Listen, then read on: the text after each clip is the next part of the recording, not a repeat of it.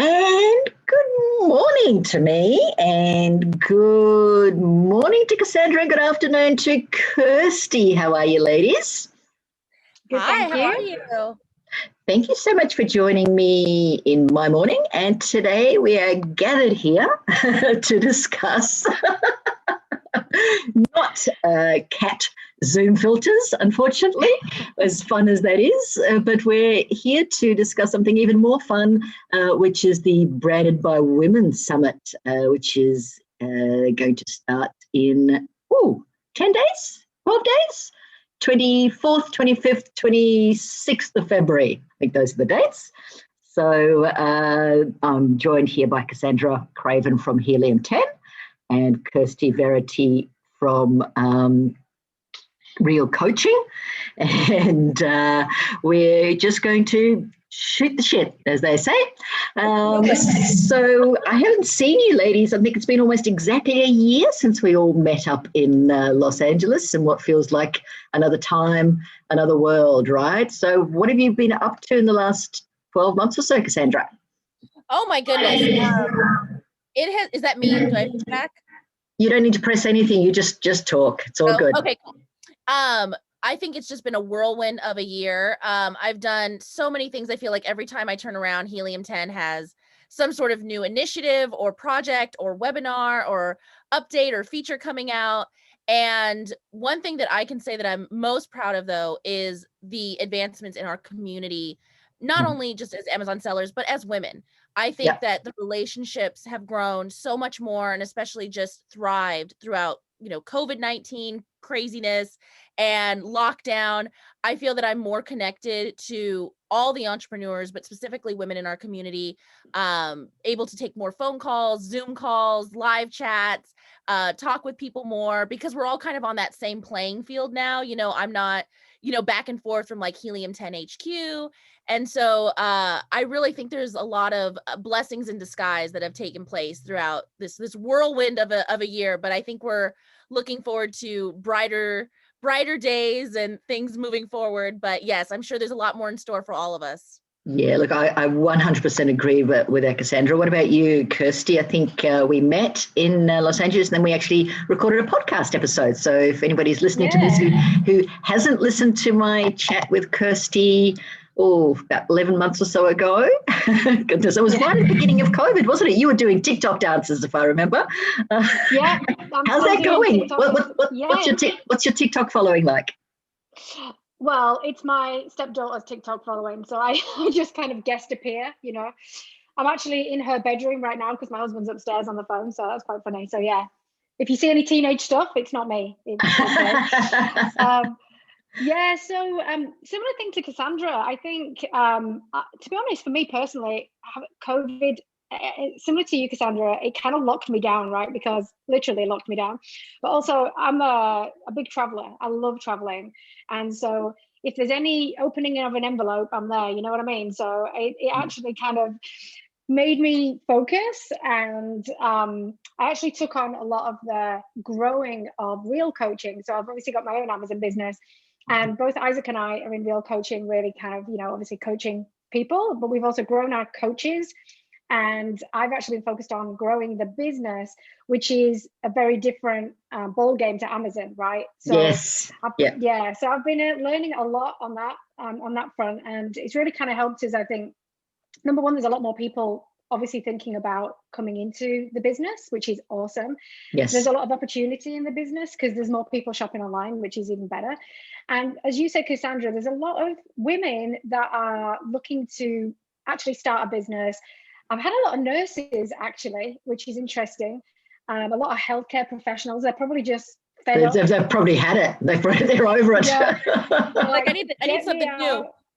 Yeah, exactly. A lot of women thinking about homeschooling. They're trying to juggle job, homeschool, all that type of stuff, and just looking for something that's going to give them that kind of, even though obviously it's a learning thing, so you've still got to kind of learn along the way, but I think it gives them more freedom ultimately, and just be able to just have that control factor. So another awesome thing is that I think I felt there's a shift in when we first started coaching in terms of how women are approaching the business.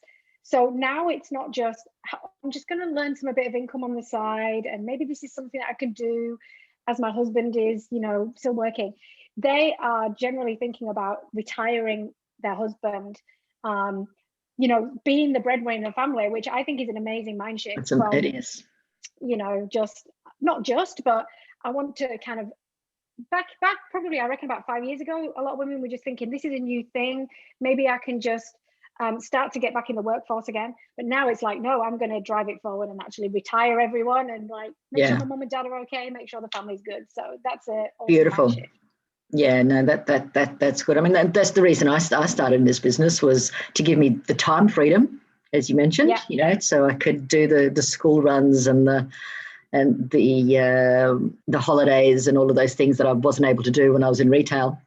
And then, in COVID, it was sort of a blessing that I had this business, because, with Alexandra working, or supposedly studying from home, or not, I was there, and my work, for what it is, wasn't really affected. I was able to continue to run my business and be there. So absolutely, and I think that's going to continue. And you're right, Cassandra. I think we're seeing more and more women. They were always there, I think, but they weren't as visible, and that's something that I really was very strong on when I started what I was doing, this project with Women on Amazon, and was thrilled, when Melissa and Danny we all sort of jumped in on the same path, almost exactly the same time, which is fantastic, So it's something happening, and now on Clubhouse. So you guys both on Clubhouse? We're in there, and a lot of the rooms have got a lot of women on the speaking stage, which is great. So if anybody who's listening or watching this is not on Clubhouse, please come join us. There are at least 3 or 4 Amazon clubs. I've got one, which is the Women on Amazon Club. I think Danny, so not Danny, Paul Barron has one, and I think Empowery has one. So there's lots going on over there as well. Yet another social media platform for us too.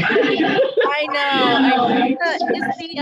Is the blessing with Clubhouse though, like, maybe it was kind of on like this, you got to kind of get glammed up a little bit for these live chats, or at least, make sure you got enough in your background, but now you can just be audio. It's the blessing on Clubhouse is the other day I was driving, you can drive, you can talk, you can be in your pajamas, you can be, it's a real, it's literally a live podcast 24/7, and you can hear some really interesting stuff.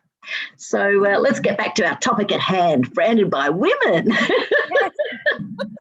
So I want to touch base briefly, because we are all speaking, and I wanted to touch briefly about what day you're speaking and what your general topic of conversation is, and what your presentation will be about, so people can join up and tune in to listen. Let's start with Cassandra.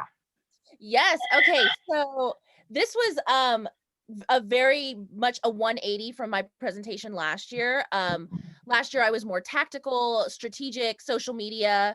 Social media is my name of the game over here. Yes. So, teaching, all the insider tips and tricks, and maybe things you didn't know, and how to brand yourself and things like that. So this year when Danny reached out to me, he was kind of like, let's go in like a different direction. And if you don't know, prior to coming on board with Helium 10, most of my career, if not all of it, was based in film and television and entertainment in Hollywood. So that's really where I got my start. That's where I learned everything. Most of my presentations are usually on kind of what's the insider, what are big brands in Hollywood doing on their social media that you can use too.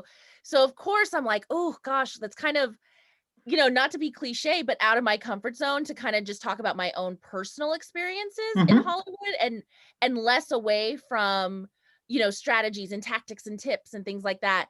But I told him I was game, and I love that. I feel like Danny's always pushing the boundaries and always kind of pushing you to go above and beyond for yourself.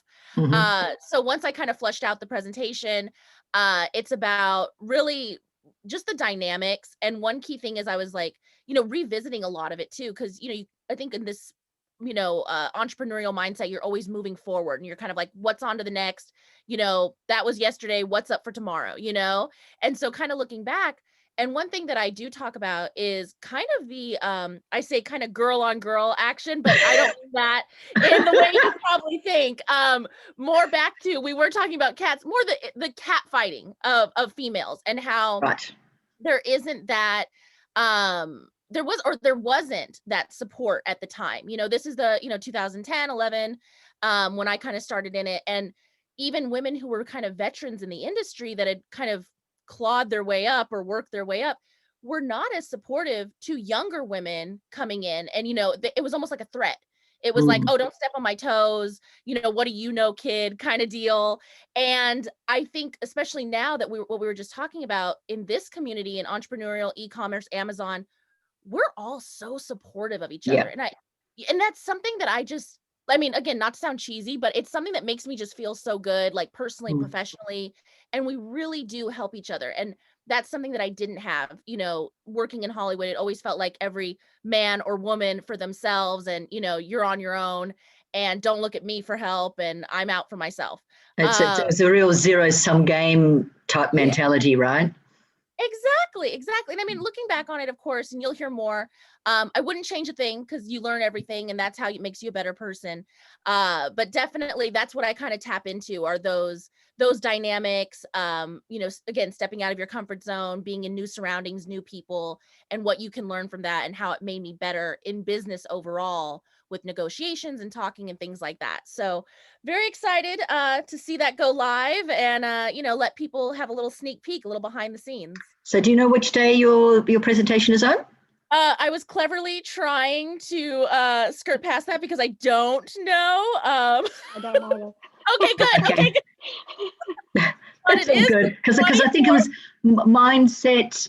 What are the three topics? Mindset, mastery, mastery, and motivation, and marketing. Marketing. It is marketing. Maybe this needs a little editing. We're not going to edit. No, I'm not that technical. On one of those 3 days, though, I can guarantee. Okay, so you're probably. If I had to guess, I'd say mindset. I think so too. Yeah, I think so too. I was like, oh yeah. So definitely check it out. Very excited. Looking forward to it. Excellent. And Kirsty, what are you talking about this year? Yeah, so similar to Cassandra, I would normally talk about your Amazon business, how to grow it, smash your goals, all that stuff. And it's kind of in that vein, but not specifically about Amazon. So I'm actually talking about how to switch from being an employee to an entrepreneur, and then how to basically think and act like a CEO in the business. Because my background is, I was in a corporate career for like 20 years. I worked on brands, Regina, you'll know these brands: Panadol, Ribena. Yes. Cassandra, you probably know Sensodyne, Durex. Not that I'm, putting you in that court. I gotcha. Toothpaste and condoms, essentials of life, right? Yeah, exactly. It's cradle to grave. That's what we did, right? That was my background. I came up through the corporate ranks, a little bit like you were talking about, Cassandra. It's funny because I don't think I felt, not deprived, or what's the word? There wasn't an overt culture of putting women down. I was lucky. I was in a big corporates that really invested in people and really invested in diversity. I'm from Britain, and then I moved to Australia, so it's kind of everyone's a dog environment, right? You'll know this, Regina, right? You've got to hold your own as a female, male, whatever. And if the spade is a spade, and you just speak your mind, you're pretty good. You're pretty good going. But I mean, I grew up in that environment, and I kind of knew how to build a business. But switching from I'm now an employee to an entrepreneur was actually quite a hard task. It's very different, and that's something that is not taught. And entrepreneurial qualities is really what we want in our children, and yet they're not taught that, and we're never taught it unless we invest in our own education. And again, that's not college or university. That's alternative style education where we need to invest in. And I know I certainly have spent, tens of thousands of dollars over the years in that type of education. So it's really super important. And especially like in a corporate environment that I was in, you were kind of boxed, right? So you're not actually supposed to think for yourself. You're actually just supposed to execute the agenda of whoever. And that was always my problem, because I was like, well, this doesn't make any sense. Like, why would we even do it this way? And on my every personal development plan, it was like, yeah, she does an awesome job, but she's a square peg in a round hole. Like, that was literally my feedback all the way through, because I didn't fit into that nice little box, right? So I didn't realize at the time that was actually an entrepreneurial quality. I just thought, why can't I just fit in the box? Right? So I think, and that's what my presentation is about, is also like how to be comfortable with that, how to actually be comfortable being uncomfortable, right? Because that's where we start to grow. And the core things that I really talk about in terms of just owning it, it's not fake it till you make it. It's more like, just own it. You are it already. You just probably haven't figured out what all those core bits are, right? So for me, for instance, even just when I left my job and I started my business, I didn't change my LinkedIn profile for like 6 to 12 months, because I just felt like an imposter. I was like, yeah, but am I really doing it? You know, even though I knew I was never going to go back. But as soon as I changed it, I was like, I'm it now. This is what I'm doing. So this is kind of one of the key things that I said in the presentation, is just do it straight away, own it, because the sooner you own it, the more you're going to live it, right?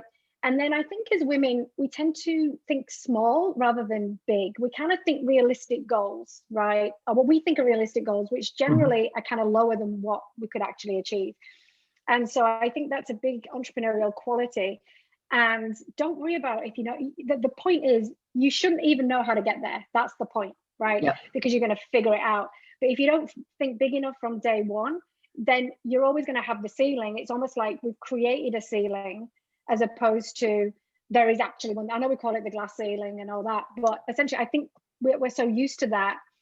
It's the same thing in corporates, right? You know, women don't ask for big raises. Women just kind of go, oh, that's a great salary, thanks very much. You know, we're not that type of person. And that's a real sort of one of the big differences that I see, you know, generally in life, but also in our space, is the men and the women.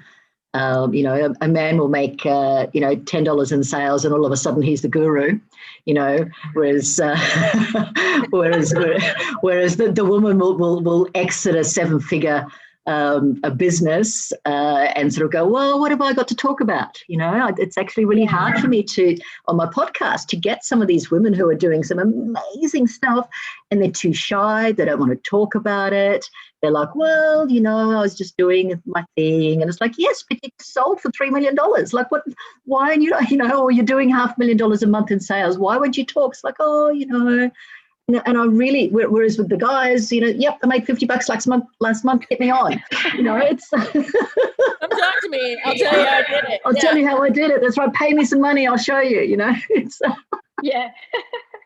It's so true. Exactly. Like the motto. It's so true. It's such a contrast between the men and the women. So, and can I also just say, I have missed these chats, because Kirsty, I am so excited to hear your presentation now. I'm like pumped up, I'm amped up. And I forgot how much, like, when we do all these like promotions, you get so inspired by everybody. You're like, hell yeah, okay. So I'm ready. I'm excited for you. Yeah, awesome. No, I'm looking forward to yours as well, because I want to hear all the inside goss, mate. So I know I need to do a book one day too. I need to start writing like some like Inquirer, you know, People magazine of entrepreneurialism or something. Yes. Yeah. So are you going to be dishing any dirt, Cassandra? Is there any inside dirt that we might not know about that you're going to be dishing, that we've got to tune in, that's going to go viral?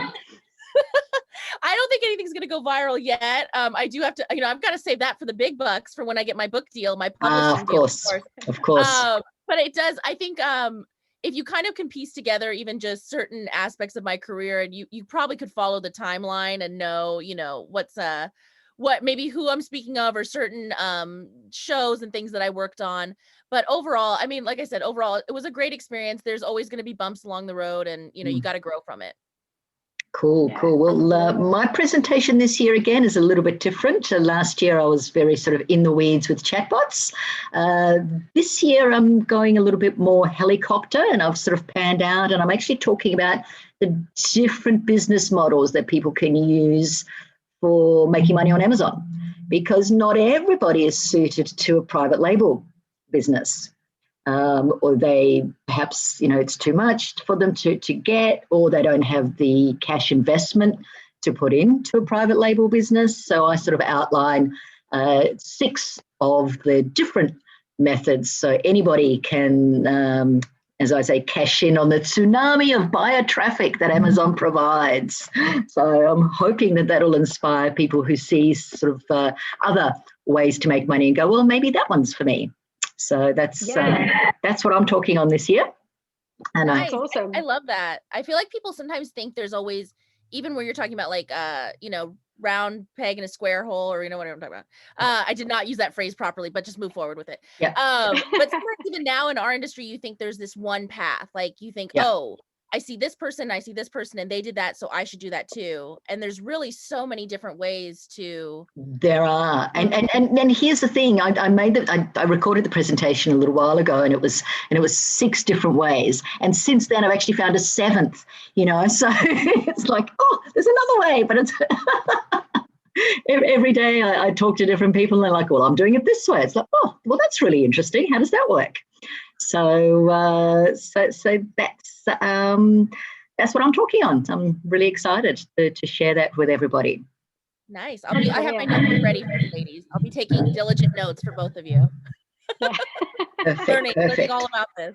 Yeah, and the other thing I like about this year is I think Danny was saying about only half of the speakers are the same as last year, and it sounds like all of us are doing completely different presentations, which is great. So it's not a repeat of last year. So if you attended last year's summit, it's not the same. It's completely different presentations, and half the people are new faces, so which is really exciting. So there'll be a whole lot of new information and new people to be inspired and educated by. Yeah, I think it's cool actually if you get to talk about something different. It actually took me a lot longer to write this presentation than what it did to do my Amazon ones, right? I can just bosh them out now. But I was like, how am I going to structure this? And it was quite cool because we're not one-trick ponies, right? At the end of the day, we've all had different experiences. We've all come into entrepreneurship in a different way. We'll probably end up, getting spit out the other end and do something different, down the road. Like I always say, I still don't know what I want to be when I grow up, right? That's been my mantra pretty much all my life. Yeah, absolutely. Yeah, exactly. So I reckon, I ended up in Canada because I met my husband doing a workshop, and then I was like, oh yeah, all right, I'll move to Canada. It's freaking freezing, but apart from that, it's all right. But yeah, so it's I think as a female, you feel like you're on a path, right? And I didn't go down the usual path of having kids. I've got 2 now because they're my husband's kids. But just being able to be yourself, forge a path, don't worry about what anybody else thinks. I think a little bit as well not in this industry, but just in entrepreneurship in general. If you feel like you have to get dressed up all the time, or you feel like you have to put on your heels and, do all that, that's what I used to have to do at work. I've saved myself thousands of dollars on a wardrobe, and and the time. Yeah, it's amazing, right? And makeup, whatever, who cares? So yes. This is a rare occasion. This isn't even me too. I put lipstick on, I think, because about once a week these days I put on a bit of lippy if I'm lucky. Just put a bit of soft lighting, and or the Zoom has got a feature. What is it? The beauty filter. Somebody told me about the beauty filter on Zoom. Oh, I'm gonna have to look at that. You've got to power it all the way up. Oh yeah. Trust me, it's in full effect right now, ladies. Just so you know. Yeah. You and me both, Cassasndra. Same. It's I love that what you said though. I just want to touch on that. It's so true that look at all that women have to do going into an office environment every day versus I've seen some guys come in and it just be like whatever, and they're like the top dogs, and you're like, oh my god, you look like you threw on a shirt, you rolled out of bed, and that's it, and but we go through so much. There's so much that extra layer to be, kind of taken seriously or make our mark. So, but yes, I'm happy in COVID times as well, or work from home times, if you will. Yeah. It's like that. I think that whole societal expectations is perhaps a conversation for another time. Yes, definitely. So true. Kirsty, you have teenage women in your life, and I've got a preteen in my life, and it's a constant, it's not a struggle, but it's a constant conversation with mine around, she's just going through these body things at the moment. It's like, and you want to sort of really sort of give them the benefit of your experience of how little importance it plays really on who you are. Are you finding that, Kirsty? Yeah, so one of them is a bit more kind of studious, I would say, right? So it's kind of a lot more not as bothered about fashion and stuff. Whereas the little one, she's 13, and she's full on like, TikToking, doing, and she makes a joke out of it, but she does the pout. She's an amazing pouter. So we just, exactly. So we just make fun of it, and we're just like, you don't have to be that way, no, I know, but I just think it's funny. So we just kind of make a joke out of it. So I think we're lucky to date. Where we are, we're in Montreal in Canada, and so it's very down to earth. It's not like a Sydney, right, where I lived in Sydney and you're in Bondi Beach and you had to look a certain way. Maybe it's a little bit, LA as well, right?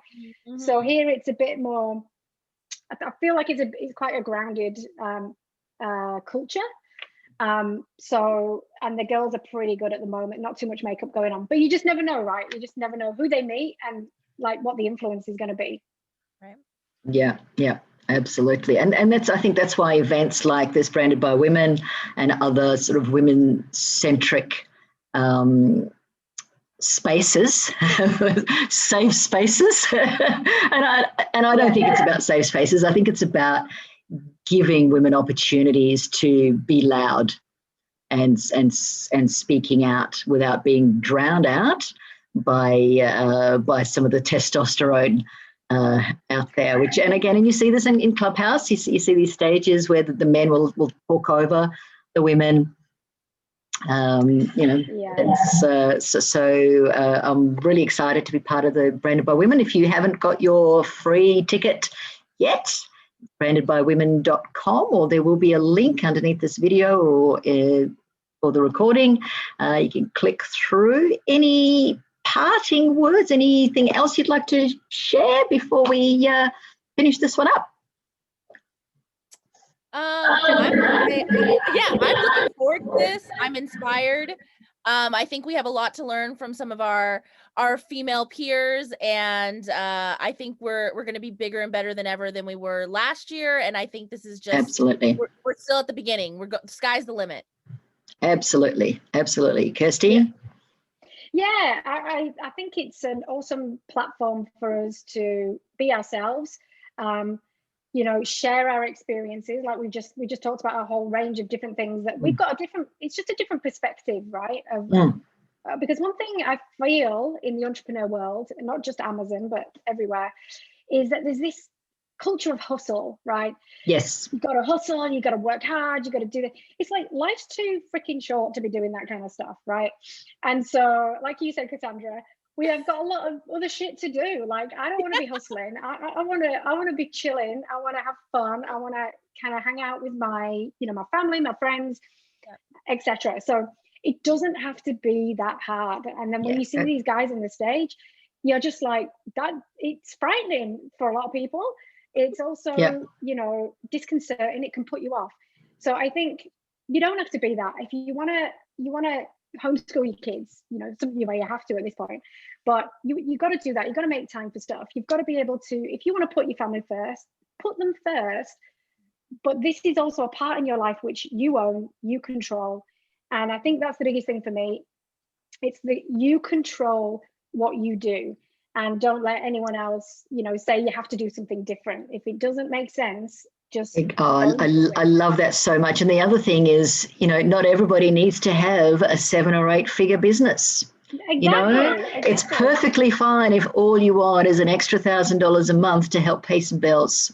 There's absolutely nothing wrong with that. And I think that's a very valid way to start a business.